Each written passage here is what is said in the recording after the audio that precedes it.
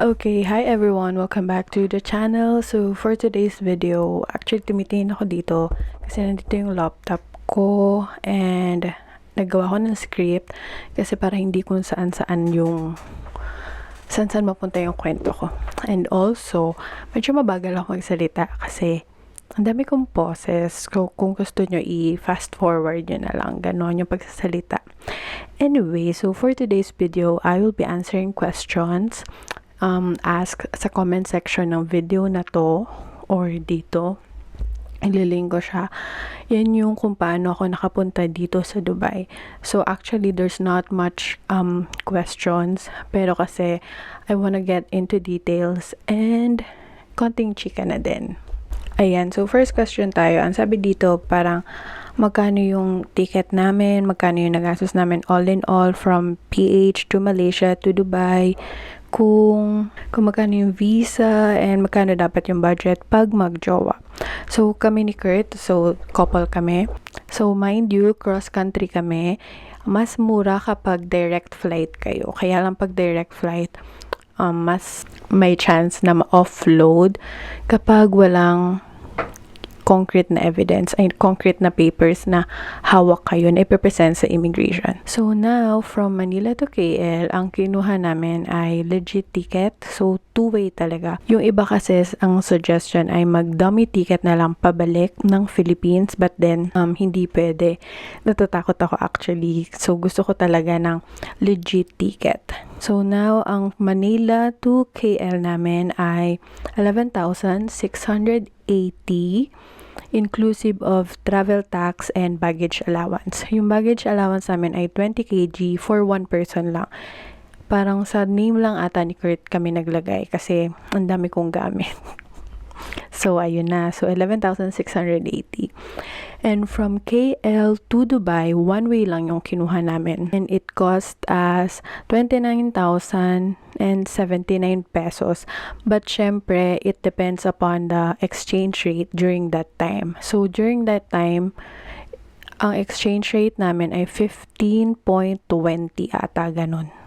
So, inano ko na siya by 15 ngayon. Minultiply ko na lang siya by 15. Kagaya nung sinabi ko dun sa previous vlog ko, kailangan ng return ticket from Dubai to Philippines. Yun yung ipipresent nyo sa country na pinag-cross dun sa check-in na pinag-cross countryhan nyo kasi hindi kayo papa-check-in kapag wala kayong return ticket to your home country. So, kailangan ganun. Ang ginawa na lang namin dyan ay dummy ticket kasi ang mahal na kung mag-legit ticket pa kami. So, ang dummy ticket namin ay 150 AED. Yung dummy ticket na yun, dito na sa Dubai, pre-process, hindi sa Philippines. So, it cost 2,250 pesos. Yung visa nung nasa KL na kami, tsaka palang pre-process. Nasabi ko na yun sa previous vlog ko. But then sasabihin ko ulit kasi nakikita talaga daw ng immigration yung visa application. So, dapat magpa-process kayo ng visa kapag nakaalis na kayo sa home country nyo or sa Philippines kasi ang hirap talaga makaalis sa Philippines. So, yung visa namin ay 6,750 for 1 month lang. Dapat 2 months kami pero kulang talaga kami sa budget. Kaya 1 month lang yung kinuha namin. So, approximately, ang total talaga niya ay 50,000. Actually, it's 49,000 something. So, 50,000. Sa travel pa lang yun. Wala pa yung personal expenses namin sa Kuala Lumpur. So, sa Malaysia kasi, hindi kami kumain ni Kurt sa mga restaurant, kanyan. Karinderya lang kami. I-share ko dito yung clip kapag may nakita pa ako na kung ano itsura ng karinderya na sinasabi ko. Kasi merong mga karinderya na parang restaurant siya na mahal, medyo mahal. Para siyang stall lang kasi, ganon. Para siyang cart lang na gano'n. Basta papakita ko na lang. And then, ang isang meal doon ay parang 10 to 15 with rice and ulam na. So, ayun. Tapos, ang exchange rate ng ringgit to Philippine peso ay 13. 1 ringgit is 13 pesos sa atin. So, konti lang yung difference dito sa Malaysia ng currency. ng exchange rate. Tapos, yung hotel namin ay binook ko via Klook. So, syempre kailangan nyo talaga mag-book ng hotel kasi yun yung ipapakita nyo sa immigration. So, ayun na nga, nawala na naman ako. So, ang hotel namin ay 2,226.75 for 2 nights and 3 days without meal. So, siguro mga 15K to 10K to 15K yung extra budget nyo for Malaysia only. Kasi, mahal din talaga yung mga bilihin sa Malaysia. At saka kami nun, may extracurricular pa kasi kami ni Kurt. Nag-book pa ako via Klook kasi nga, gusto ko ipakita sa immigration na talagang sis, kami ay mag for leisure lang talaga. Okay, next is yung apply journey ko. So, I landed here August 1 and bago pa ako pumunta dito, naayos ko na yung CV ko na UAE format, pero almost same lang din naman siya. So, nag-try sana ako na mag-apply na bago pa ako umalis ng Philippines via Indeed, but priority talaga nila yung nandito na sa Dubai kasi ayaw nila nung gagastosan pa nila and all. So, August 2, nag-install na ako ng Indeed and LinkedIn. Yun lang talaga muna yung in-install ko. Pero mas ginamit ko yung Indeed. Mas easier siyang gamitin for me. Hindi ko na-maximize yung LinkedIn. Kasi, ewan ko, hindi ako nagawa ng profile and all. So, apply ako. First interview ko is August 4. And it was a car renting company. Hindi ko sure kung startup siya. Parang medyo startup pa lang siya. So, ang problema lang doon is the salary is too low. It's only 2,500. And kapag kinonvert natin siya, wait, hindi ko pala na-convert kanina. It's 37,500 only. So, parang hindi worth it na yung pag-alis ko sa teaching. Pero kasi naman, I was promised na after probation, which is 3 months, tataasan na yung sweldo ko if ma-hire ako. Tanda ko pa, ito yung picture ko nung first interview ko. And kahapon lang, suot ko yung attire na yan, minus the shoes and the bag. So, yung mga benefit ng per company, it varies. Dito sa URent, free airfare every year. Ang usually mandatory dito is free airfare to your home country every 2 years. So, pag natapos mo na yung contract mo, meron kang free airfare. August 8, nag-sign na ako ng employment contract dun sa URent na unang tumanggap sa akin. Yun din yung first interview ko and natanggap din naman ako agad. So, anticipated na start date ko is August 15. And then August 11, may tumawag sa akin for interview dito na sa office ko ngayon, sa pinagtatrabahoan ko ngayon. And then, same day, they hire me. Oo, parang same day nga ako hinire, no? Oo, parang same day ako hinire. And then, the next day, nag-email na ako sa kanya na ipasa sa akin yung contract ko kasi mamaya i-cancel ko yung sa URent. And hindi pala 100% sure yung pag-hire sa akin. So, same day din, nag-email yung boss ko ngayon nung contract ko. May pinuntahan pa akong interview sa span ng time na yan. Merong, ano ba yun? Parang clinic, merong event something. Parang in total, kasama na yung call na na-receive ko. Nag-apply din ako sa school kasi sabi maganda rin daw sa school dito. Pero kasi teaching assistant and parang hindi ko na talaga ma-attain na magturo. And actually hindi naman ako magtuturo. Kasi parang may kailangan kang kuning exam pag magtuturo ka. So ayun na nga, sino ba tong tawag? Ayokong sumagot. So, basta in total, parang naka 5 interviews ako bago na-hire. And then, looking back, siguro, mas maganda kung, yung na-hire ako ngayon, hindi mataas yung sweldo. Actually, yung tinanggap ko na job ngayon is a real estate. So, kaya ko siya mas pinili during that time kasi dun sa URent, kailangan ng,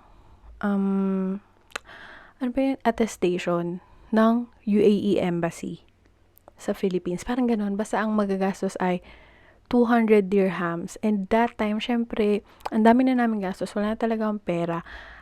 Actually, ipupush ko na sana siya kasi ipupush ko na sana siya kasi na-hire na ako eh. Pumirma na din ako, nag-send na ako via email ng signed contract.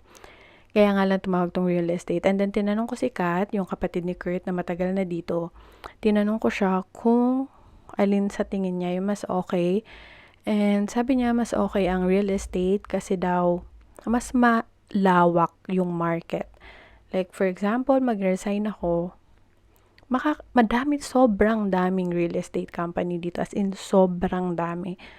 So, maganda siyang training ground, ganon. So, ayun na nga, looking back siguro, mas okay kung maghahanap pa ako ng mas malaking sweldo, kaya lang hindi, natakot kasi ako na I was too pressured na hindi makahanap ng work.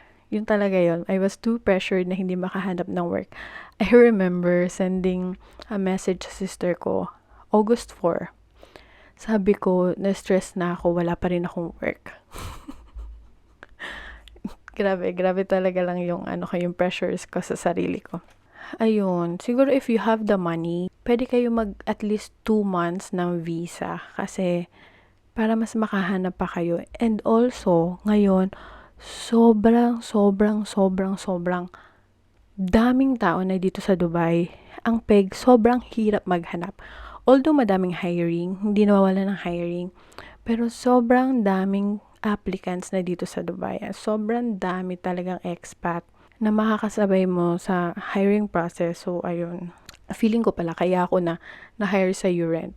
Tinanong kasi ako kung ano daw yung pagkakaalam ko sa company, and then ang sabi ko, one of the leading car renting company. Akala ko lang kasi talaga. Akala ko malaki silang company, hindi pala. Anyway, ayun na ang aking kwentong pag-a-apply. Next is living expenses dito. So, eto na. We were also so blessed na nandito si Kat sa Dubai. Kasi hindi namin problema yung 1 month bahay namin, 1 month pagkain namin. Although, nagbigay ba kami ni Kat? Parang hindi talaga. Basta parang, inampon talaga kami ni Kat. Super inampon niya talaga kami. Tulugan, kainan, inampon talaga kami ni Kat. So, super thankful din talaga kay Kat. If wala kayong titirhan dito, pagdating nyo, yun yung problema. Yun yung masakit sa ulo. Kasi, yung bahay dito, super mahal. So, yun talaga yung kina-shock ko dito kasi super mahal ng bahay. So, i-consider nyo na mag-extra money for tirahan. So, ang mga options nyo dito ay bed space, partition, kagaya namin na loft type, capsule, or isang room. Pero, sharing pa din. So, sa lugar kung nasan kami, sa lugar kung nasan yung mga usually kabayan, kahit nga yung Indian, naka-work ko, sabi niya, usually doon mga kabayan, dun yung nakatira. So, sa Riga, Satwa, Burjuman. So, yan yung mga lugar kung nasan usually yung mga kabayan. Actually, lahat naman ng lahi. Pero mostly of kabayans ay nandyan. So, ang prices ay for bed space, 500, capsule. So, yung capsule, mga 700 yun doon. Dito kasi 900 sa area namin. And then, for partition, nakagaya nito sa amin, siguro mga 1.5 to 1.4 to 1.6, ganon. So, depende yan sa lugar din. And mostly, bago makalipat, kailangan ng security deposit. So, problema pa rin namin yun. And then, yung monthly rent mo naman, kasama na dun yung DEWA, which is yung electricity, wifi, and gas. So, ang iisipin mo na lang talaga ay yung kumot, unan, bedsheet mo, tapos yung lutuan. Not lutuan, pangluto. So, ayun. And then, for foods, matipid naman. Actually, mahal na nga daw ngayon Kasi dati, super mura daw talaga. Ngayon, medyo mahal na. Sa fish, makakabili ka naman ng 10 dirhams. Less than 10 dirhams sa fish. So, pwede mo na yun. Iprito, iunon, isigang, yung mga ganun. Chicken, ganun din. Mura lang din, mga 7. If super tipid, may samosa naman na 2 dirhams and mga Indomie. Indomie and egg, yan. Yan daw yung mga bumubuhay sa mga nagtitipid. Siyempre, pag nag-apply na kayo, yung metro fare is 3 dirhams to 7 dirhams. Yun yung load ng null card nyo. Yung null card yung tinatap if nakita nyo na sa vlog ko. So, I suggest siguro, tinanong ko si Kurt kung magkano yung budget for nagsisimula dito ng naghahanap ng trabaho for a month is mga 2k dirhams, mga 30k pesos. If single ka. Kasi, makakakuha ka ng mas murang tirahan like bed space, ganyan. And last na to, yung visa naman. Actually, parang ang haba niya talaga. Pero, bahala na kayo. Maglalagay na lang ako ng timestamp sa baba. Maglalagay na lang ako ng timestamp sa baba para i-ano nyo na lang kung saan nyo gustong makinig.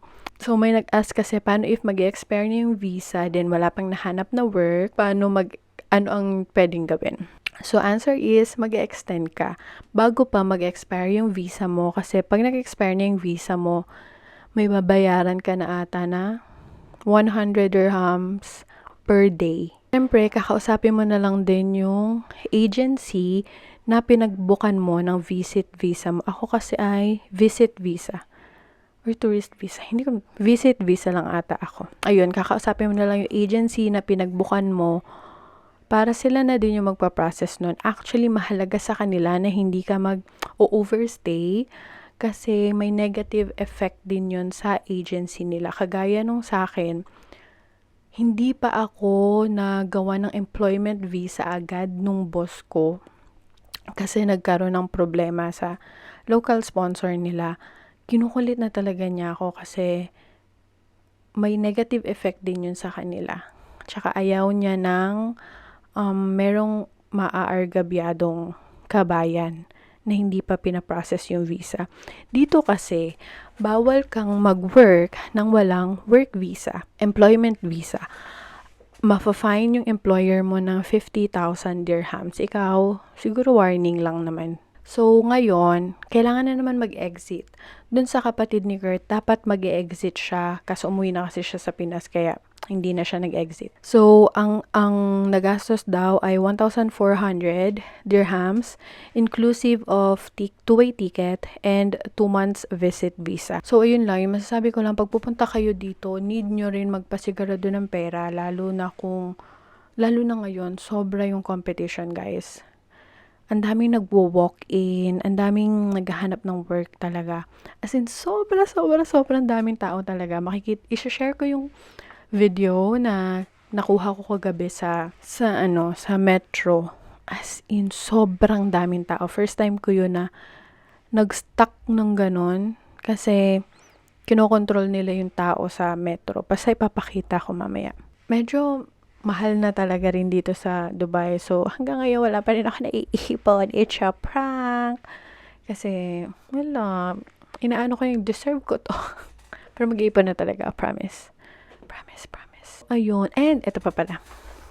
Last na.